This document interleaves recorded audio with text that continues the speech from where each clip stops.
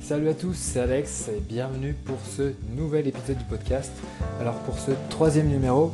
je vais vous parler d'un bouquin qui m'a particulièrement plu, qui explique comment devenir un fonceur, c'est-à-dire quelqu'un qui n'abandonne jamais,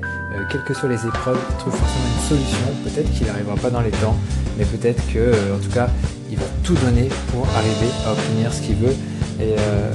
donc voilà. Et donc ce bouquin, c'est des amis qui me l'ont conseillé. C'est vraiment pas très gros, hein, donc ça s'appelle Le Fonceur, en anglais The Go-Getter, par Peter B. Kyne, et ça fait à peine un peu plus de 100 pages, et du coup c'est l'histoire d'un mec en fait qui décide de se faire embaucher dans une entreprise. C'est pas commun. Le gars arrive pour l'entretien et dit vous allez m'embaucher parce que voilà, en gros je sais faire ça, et pourtant je ne connais rien du tout à votre domaine d'activité, mais pourtant je vais me donner à fond, je ferai les heures qu'il faudra pour y arriver, mais vous allez m'embaucher. Du coup, voilà, je ne vais pas vous raconter toute l'histoire, mais en gros cette personne là au final arrive à se faire embaucher parce qu'il y a le patron, enfin qui est plus vraiment le patron, mais c'est le fondateur qui a passé les rênes, mais qui arrive à appuyer un petit peu cette candidature là, qui est vraiment atypique, mais en tout cas surtout que la personne n'était pas vraiment dans les critères, c'était quelqu'un d'un peu plus âgé, enfin voilà, c'est pas le commercial type, mais du coup ce type est engagé, et puis voilà, il y a des choses il bosse plutôt bien, il vend, c'est sur le marché du bois, dans l'industrie du bois, et donc ce gars arrive à plutôt bien mener sa barque, et au final il y a quelque chose qui se passe après, c'est que son patron lui demande de lui ramener un vase bleu, et en fait ça va être un petit défi en fait, parce qu'il va y avoir des tas d'embûches qui vont se mettre au travers de cette quête de ce vase bleu, et la personne va le voir dans la boutique, mais la boutique est fermée. Après elle va se démener pour trouver le propriétaire de la boutique, elle va éplucher l'annuaire, et puis au final elle se rend compte qu'elle s'est trompée de nom, et après elle se retrouve le nom, etc. Et après elle arrive quand même à la joindre, on ne sait même pas par quel miracle, et au final c'est bon, on arrive à la joindre. La personne, il est tard le soir, elle est en train de manger chez des invités et tout ça, donc elle n'a pas que ça à faire de venir pour un vase, et puis surtout que c'est un vase qui selon le patron coûte dans les peut-être 20-30 $, quoi. Et donc voilà, et au final il arrive par des moyens détournés à faire ouvrir la boutique, et puis après il se rend compte que le vase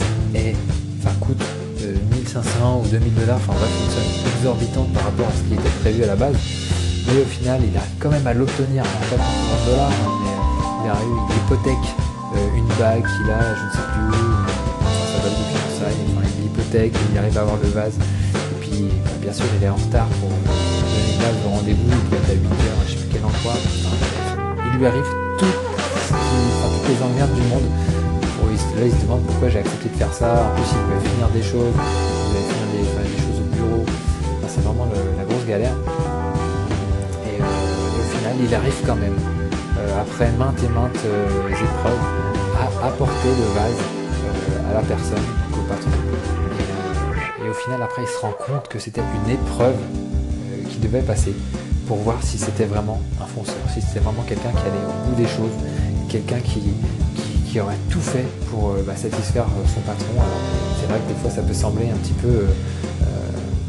disproportionné, mais c'est vraiment la grande leçon de cette histoire, c'est que après qu'on soit entrepreneur ou même salarié, c'est que il faut arriver à mettre toutes les chances de son côté, et pour vraiment se mettre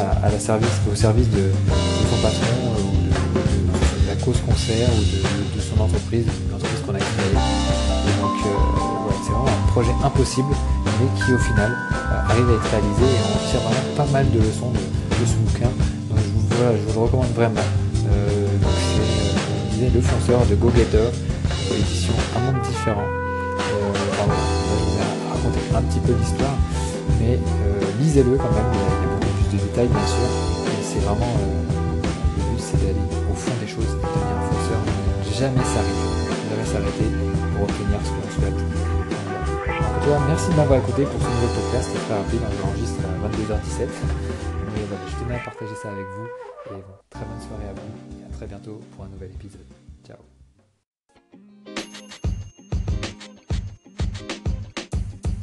The podcast you just heard was recorded with Anchor. If you want to make your own, download the Android or iOS app completely free from anchor.fm/podcast. That's anchor.fm/podcast.